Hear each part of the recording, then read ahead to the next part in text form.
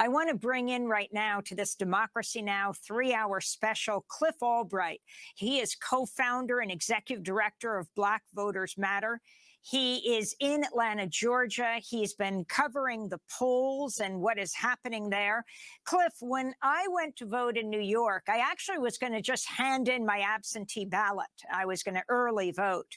But then I saw there was no line. It was a thundering, stormy day the other day. And so I just put my ballot in my pocket and I did the regular vote. And of course, I didn't then send in the absentee ballot. But this seems to be a serious issue in Georgia, where people who showed up, who might have had an absentee ballot, but decided they were concerned that it might not get there in time, they showed up to vote and they were told they had to have their absentee ballot with them. Is that right? Yes, Amy, that's exactly right. Thank you for having me, and you're exactly right. We got word of voters in several counties that were having this problem of being told, and sometimes being told different information depending on what county that they were in. Sometimes being told that they had to have that ballot, that they had to turn in that ballot that was mailed to them, or else they wouldn't be allowed to vote. Sometimes being told that they'd only be allowed to vote a provisional ballot, and both of those sets of information are incorrect. That any voter, just like you did, any voter who requested a vote by mail but did not use it, or even if they did use it, even if they sent it in, but for whatever reason it got lost in the mail, the Board of Elections never registered that it had been received. If at the time that they go to vote in person on election day, it has not been received, then they're supposed to be able to vote just a regular ballot, just like anybody else, and that was not happening here in Georgia. I also want to just update people on some latest news. I believe that in Colorado, the first flipping of a Senate seat has taken place. John Hickenlooper, the former governor of Colorado, has beaten Senator Cory Gardner, the Republican. Now, Cliff Albright, talk about what else you have found in Georgia. This is a key state right now. We are watching it very closely. So there's good news and bad news. So on the good news side, we had a strategy. Our organization and many like us had a strategy that involves, trying to get as many people to vote by mail as possible, trying to then get as many people who didn't vote by mail to do early vote, and then whoever was left over for whatever reason, to let them come to the polls, be able to vote safely, hopefully with relatively short lines. That appears to have worked. The lines today were not long. It was nothing at all like what we saw during the primary, the June 9th primary that we had here in Georgia, where people routinely were waiting 5 hours, 6 hours. And so that's the good news. The bad news is that you still see some strange goings on in Fulton County, like as we speak. Evidently, there's been a pipeline break in the processing center, which has led them to say that they will not be providing the vote totals will not be providing those totals tonight. I think that the latest I heard is that it won't be until Friday that they will be able to deliver those totals. And so, again, we're concerned. It seems like a very coincidental kind of accident to take place at the vote processing center. We've not heard that there were any votes that were actually damaged by this leak.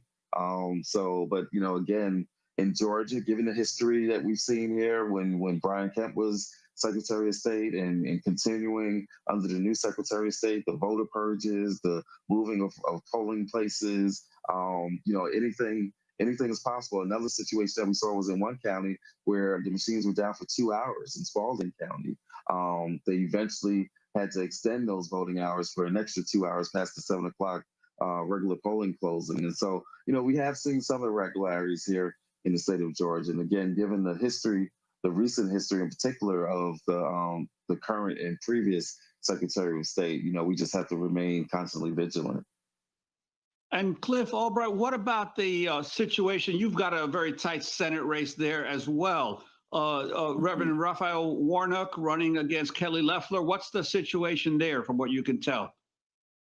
Yeah, the last numbers I heard just before joining you all was it's mainly a three-way race. It's Reverend Warnock, Senator Loeffler, and then the congressman who's very much a Trumpite. And it looks to be a pretty even split three ways, but as it's been consistent with the polling that we've seen this entire month. Reverend Warnock is in the lead, is almost assured to make it to the runoff that is going to take place between him and one of the other two Republicans.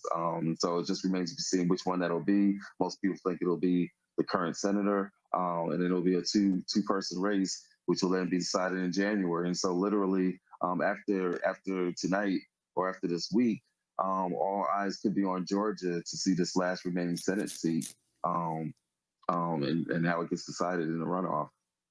And you've got the other Senate race as well. In fact, Georgia, the only state in the country that has both seats up for grabs. You have Senator Perdue versus John Ossoff. What's happening there? Also, another very close race. It's been close. It's pretty much been a dead heat for weeks now. We probably, again, because of what we just heard about Fulton County, we probably won't know the results until those Fulton County numbers. And so it's very likely that at the end of tonight, absent those Fulton County numbers, and for those who don't know, Fulton County is where most of Atlanta lies. It's one of the most populous counties, heavily Democratic. And so at the end of tonight, it's likely that that the Republican will that Perdue will have a lead. But again, until those Fulton County numbers come in, we just don't know what the situation is. But it's a tight race. So, Cliff Albright, what else are you looking at while you're in Atlanta and you've been out at the polls? Last time we caught you, you were, I can't even remember what state you were going to, but as you followed one primary after another, what's on your radar right now as we look at these very close races? All right. Yeah, I mean, we were just talking about the Georgia Senate races, but there are some other Senate races we're looking very closely at. North Carolina is one of our core states where we do our work. And so that's also got a very tight race. Last I looked, the Democrat Cunningham was in the lead. Of course, there's the South Carolina race where Jamie Harrison has been in a dead heat with Lindsey Graham. We're looking at that very closely. That's another one of our core states. We're even looking at some other states in places like Tennessee, right, which hasn't got any attention.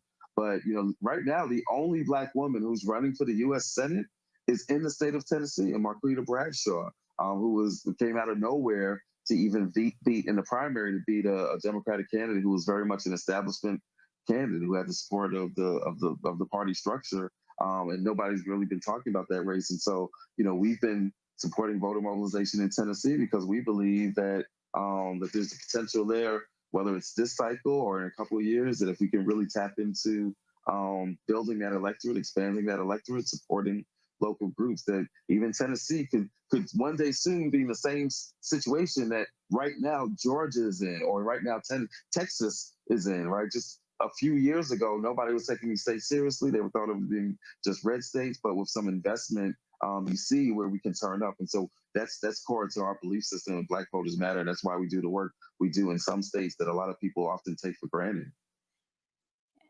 And of course, North Carolina is very close right now. I think Biden is just ahead of Trump, but it's really too close to call. You have Pennsylvania as well, and we're going to be talking about that in a little bit. Cliff Albright, we want to thank you so much for being with us, co-founder and executive director of Black Voters Matter, speaking to us from Atlanta, Georgia. And